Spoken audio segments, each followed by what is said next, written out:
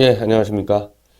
지금 뭐 오후 한 4시쯤 됐는데 선관위에서 김기식의 해외 출장과 후원금 남용 행위에 대한 이 가이드라인 제시 좀 이상하긴 이상해요. 저는 이걸 임종석 청와대 비서실장이 선관위에 물어본다는 것 자체가 지금 이상해서 아니 다 케이스 바이 케이스인데 그렇게 퉁쳐서 후원금을 뭐 어떤 기부단체에다가 줘도 됩니까? 이런 식으로 물어봐 버리면은 선관위가 도대체 어떻게 답변할지 모르겠는데 하여튼 그게 좀 뭐 늦어지는 것 같습니다. 이걸 오늘 답변 못할 것 같기도 하고 4개 질의사항 중에 뭐 하나만 답변하니 많이 하여튼 질문 자체가 워낙 멍청한 질문이 들어가니까 선관위 답변도 좀 시간이 저는 걸릴 것 같고 뭐 선관위가 원론적으로 답변해버리면 그건 아무 의미 없어지고요.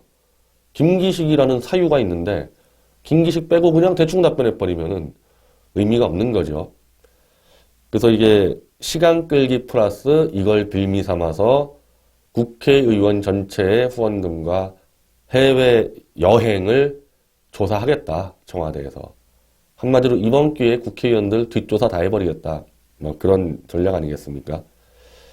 그래서 그건 좀 기다려야 될 것 같고 이 드루킹 사건의 경우는 이른바 이 친노 세력의 아주 상습적인 여론 조작 그것의 한 단면이 드러난 거죠. 그러니까 김기식 사건은 이른바 내로남불 그리고 조인트 까고 삥 뜯기 이런 차원의 문제고 이 드루킹 사건은 상습적인 여론 조작. 한마디로 이 친문 세력의 정체성은 삥 뜯기와 여론 조작. 이 두 가지거든요. 이게 가장 큰 두 가지의 정체성이나 노선입니다. 자기 패거리들을 동원해서 뜯어먹으면서 자기들만 사익을 챙기는 그 정체성과 그렇게 하려니까 국민들을 개 돼지로 만들어놔야 되니까 여론 조작이 같이 들어갈 수밖에 없거든요. 그 두 가지 정체성이 한꺼번에 터져 나오는 거죠. 이 드루킹이라는 사람이 서프라이즈에서 뽀띠라는 아이디로 활동했다 그래서 제가 2002년 10월 달부터 그러니까 노무현 당선되기 전 한 2달 전에 제가 인터넷신문 대자보에 있다가 서프라이즈라는 정치 사이트를 공희준, 장신기 등과 함께 만들었었죠. 그래서 제가 초대 대표를 했었는데 그때 당시 저하고 이제 장신기 뭐 제 고등학교 친구기도 하지만은 이 서프라이즈를 참여한 이유는 이 대자보라는 인터넷신문 매체가 지금 너무 이 영역을 넓게 다루니까 도저히 이거 마케팅을 못한다. 그래서 대선을 앞두고 정치에 집중되는 정치 칼럼 커뮤니티 사이트를 만든다 해가지고 이렇게 합류가 된 거고 이 다른 사람들은 노무현을 위한 이 하나의 세력을 한다. 그래서 노무현이 대통령 되면은 한판 버린다. 이제 그렇게 해서 참여한 사람들이 있었기 때문에 이 두 세력은 당연히 갈라설 수밖에 없는 상황이었는데 제가 이 대표를 하면서 이제 노무현 정권이 이제 출범을 했죠. 근데 뭐 저는 사실 그 당시에 노무현 대통령이 그 당시 뭐 이해창 뭐 후보를 이기니 그런 것까지 이제 계산을 하지는 못했고요. 그 당시에. 그냥 어쨌든 이 정치 칼럼 사이트는 성공시킬 수 있다. 컨텐츠를 딱 분야를 압축해가지고 한번 시도해보자 뭐 그런 입장이어서 노무현이 이렇게 정권을 만들 줄을 다 이렇게 계산하거나 예측은 못했었을 때입니다. 근데 노무현 정권이 출범하니까 저도 그냥 깜짝 놀랐었는데 거기에 이른바 당시 친노 실세들 청와대 수석들이 수시로 이 서프라이즈에 연락을 오는데 저는 그 당시에 그 노무현 정권이 원하는 대로의 칼럼 편집을 하지 않았기 때문에 저는 이제 슬슬 빠지게 되는 거죠. 그래서 이 친노 실세들이 저를 빼고 이른바 다른 농객들을 이렇게 계속 묶어가지고 청와대 수석들 그리고 이 당시에 열린우리당 이제 나중에 이제 친노 실세들 되는 그런 국회의원들이 이 서프라이즈에 개입을 해서 완전히 장악을 해나갑니다. 심지어 해당 청와대 관계자 그리고 친노 실세 보좌관들이 서프라이즈 사이트에 들어와서 익명으로 칼럼을 쓰고 댓글을 풀면서 이렇게 가면 안 된다는 사람들의 이른바 입지를 좁혀서 완전히 친노화를 만들어 가는 건데, 그때 이 드루킹이나 뽀띠도 그쪽이었습니다. 그쪽에서 열렬히 노무현을 신격화하고 그러니까 완전히 이제 서프라이즈의 언론 기능을 없애버리는 거죠. 그러면서 부흥회나 뭐 이렇게 만들어가는 과정에서 제가 5월 달에 서프라이즈를 이제 그만두게 된 거죠. 이런 공간에서는 도저히 뭐 활동할 수 없다. 그러니까 그때 친노 정권 때부터 이 세력은 인터넷 사이트 같은 데에 직접적으로 다 개입을 해들어왔다는 겁니다. 직접적 개입을 했고 실질적으로는 저 같은 사람이 그걸 반대를 하니까 축출 작업까지 하게 된 거죠. 제가 대표로 있었는 한 해는 그렇게 안 되니까 사실상 축출 작업을 하게 되고, 저는 더 이상 저런 인간들하고 못 해먹겠다. 나 따로 한다. 이렇게 나왔을 정도로 이른바 인터넷 여론 조작에는 이 달인들이에요. 도 같은 사람들입니다. 근데 나중에 이제 제가 나온 다음에 하나 걸렸죠. 당시 노무현 정권의 홍보수석이 서프라이즈의 농객들, 댓글러들 한 60명, 70명을 모아가지고 파티를 하면서 관리한 게 이제 드러나기도 했고, 서프라이즈에서 활동한 주요 사람들, 꽤 많은 자리로 갔습니다. 그때 당시에 노혜경 씨가 청와대 아마 행정관으로 갔었고, 조기숙 교수도 사실은 서프라이즈에서 활동해가지고 그걸로 또 홍보수석, 정부수석이었던가요? 홍보수석이었던가요?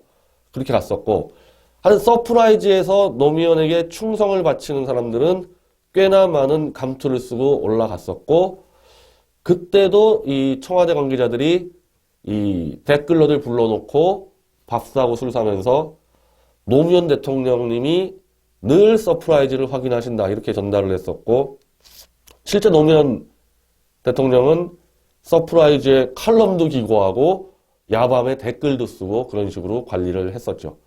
그러니까 그 실력들이 지금 그대로 이 드루킹 사건에서 드러나는데, 한 가지 좀 차이는, 그러니까 문재인 정권과 노무현 정권의 차이는, 노무현 정권 때는 그렇게 열렬히 노무현 찬양하고 충성하면은 이렇게 별로 이런 캐리어가 안 돼도 자리 주고 했었단 말입니다.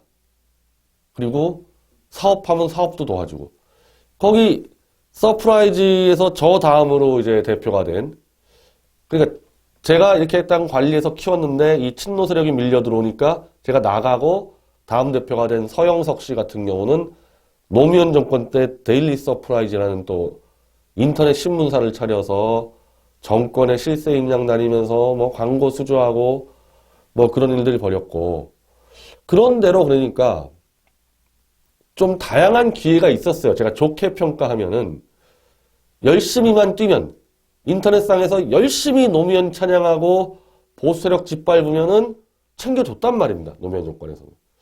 근데 이 드루킹 사건은 그게 안 된 거예요.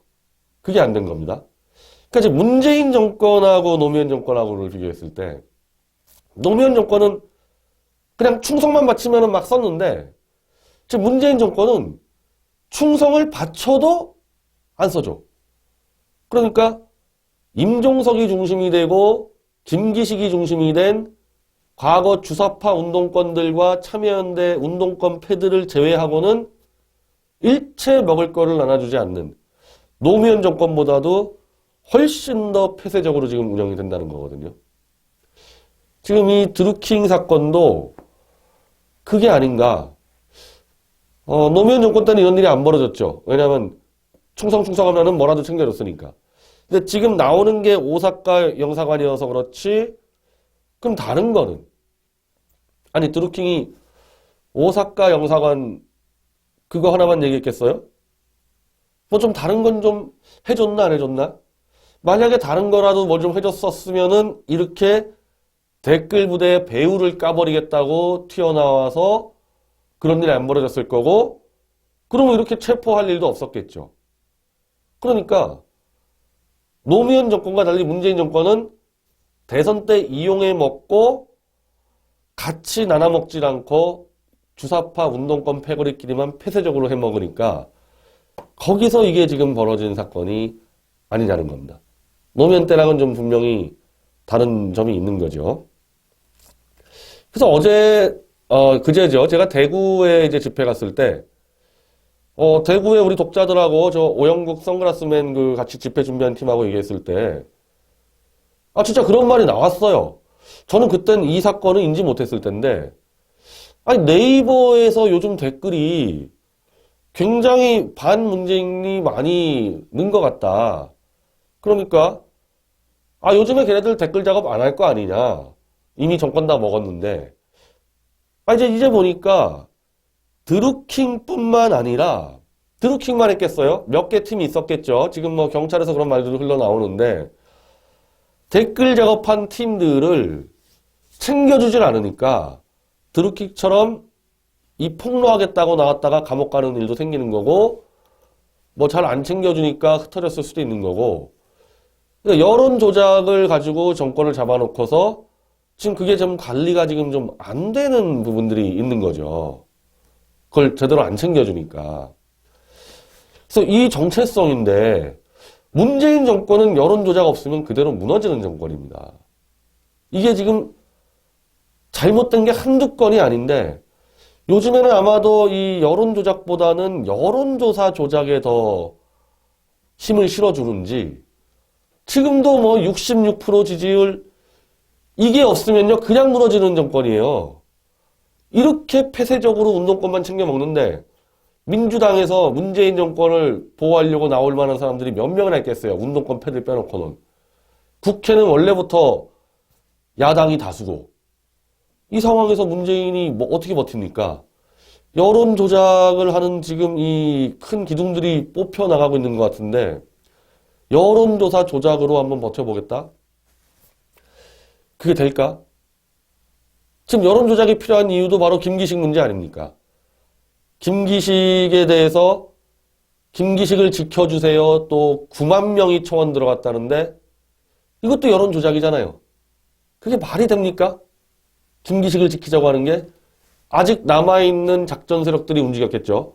오늘 안철수 의원, 대표가 말을 잘했던데 TV조선이 이걸 까니까 TV조선 폐지 청원이 또 청와대로 들어간다. 그것도 제2의 드루킹 사건 여론조작이다. 그러니까 아직은 완전히 뿌리 뽑히진 않고 하긴 하죠.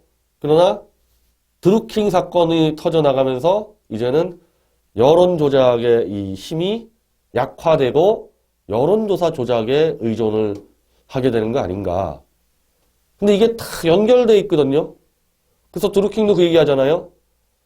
문재인의 지지율은 다 우리 덕이다. 우리가 네이버를 조작해놨기 때문에 다 우리의 덕이다. 그게 딱 여론조사 조작만 가지고 되는 게 아니고 딱 연결된 건인데 연결고리 하나하나가 다 지금 무너지고 있는 거죠. 이 김기식 사건 같은 경우는 쉽게 얘기하면은 자기들이 해먹으려면요. 남이 해먹는 거를 일정 정도는 인정을 해야지 좀 해먹을 수가 있습니다. 사고 안 터지게. 그런데 그런 남을 다 적폐 범죄라고 몰아붙여서 지금 감옥으로 싹 다 보내놓고 그거와는 비교가 안 되는 정도로 사리사욕을 챙기면서 해먹겠다. 이러다가 터진 사고거든요, 이게. 자, 블랙리스트하고 화이트리스트를 갖고 처벌을 한다 그러면요. 이게 지금 대한민국 현대사에서 어떤 정권이 들어서면은 차기 정권에 방해를 하거나 비판을 하거나 이런 세력들을 체크해 놔서 체크해 놓은 상태에서 만나서 설득할 때도 있을 거고 아니면은 이것들이 김대중 노무현 때부터 계속 문화예술 자금만 계속 독식했다? 뭔가 개선책을 낼 수도 있을 거고 블랙리스트든 화이트리스트든 리스트는 분명히 필요하죠. 그 리스트 가지고 뭘 하냐의 문제지. 알고는 있어야 될 거 아닙니까? 근데 그게 범죄라고 지금 박근혜 대통령 등등 김기춘 실장, 조윤선 장관을 다 감옥에 집어넣었어요. 리스트를 만들었다는 이유로. 그러면 이 문재인 정권은 리스트를 안 만듭니까? 리스트를 안 만들었는데 참여연대가 다 독식을 해요. 그리고 주사파 운동권이 다 독식을 하고 철두철미한 사조직 패밀리 리스트를 만들어 놓고 그렇게 해먹는 거 아닙니까?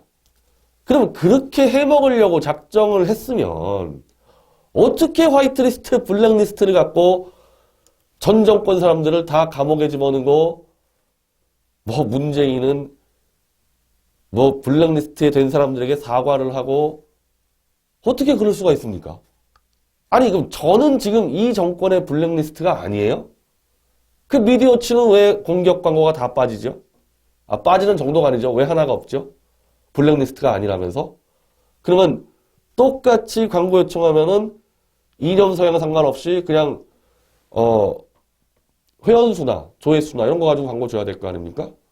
왜 오마이뉴스는 정부 광고를 받고 미디어치는 정부 광고 못 받죠? 그게 블랙리스트, 화이트리스트가 아닙니까?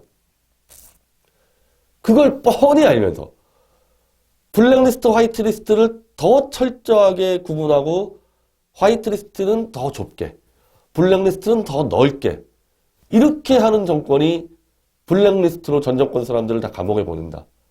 아, 이건 한마디로 내로남불을 넘어서 파렴치죠. 파렴치.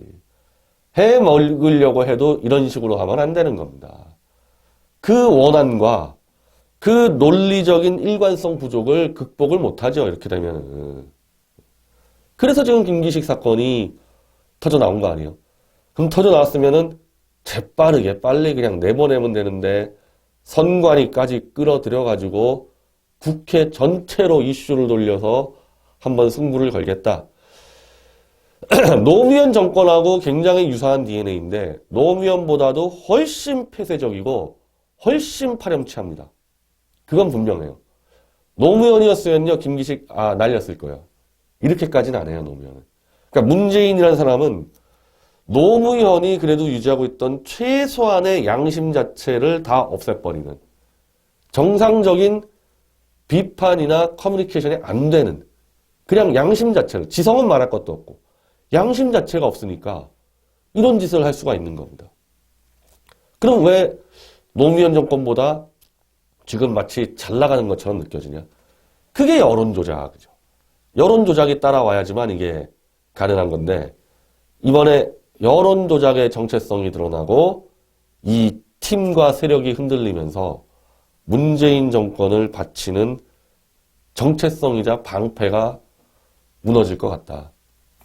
그리고 이 특검, 오늘 이 자유한국당은 김기식과 드루킹 둘 다 특검을 들어가겠다고 하는데 저는 특검도 특검이지만 이거 둘 다 반드시 청문회에 들어가야 돼요.